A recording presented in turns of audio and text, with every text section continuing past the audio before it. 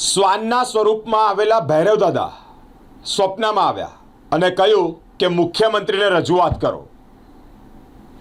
રેખા ગુપ્તા, દિલ્હીના સીએમ રેખા ગુપ્તા પર હુમલો અને હુમલાના પ્રયત્ન કરનાર રાજેશભાઈ કે જેઓ પોલીસની પૂછપરછ દરમિયાન સ્વબચાવ માટે કંઈક બોલી રહ્યા છે. એ કંઈક બોલી રહ્યા છે એમ કે સ્વપ્નમાં શ્વાનના સ્વરૂપમાં ભૈરવ દાદા આવ્યા.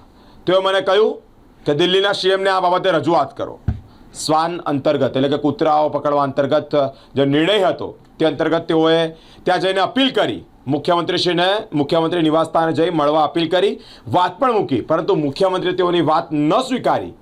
એટલે કે આખાડા કાન કર્યા ત્યારે તેઓએ હુમલાનો પ્રયત્ન કર્યો તેવી માહિતી પૂછપરછ દરમિયાન સામે આવી છે. રાજેશ પોલીસના પૂછપરછ દરમિયાન તેઓ કહ્યું કે સ્વપ્નમાં શ્વાન સ્વરૂપે ભૈરવ દાદા આવ્યા અને મને આ પ્રમાણેનું સૂચન કર્યું, જેને લઈને રાજેશભાઈએ કે જેઓ દિલ્હીના સીએમ રેખા ગુપ્તા પર હુમલાના પ્રયત્ન કર્યા છે.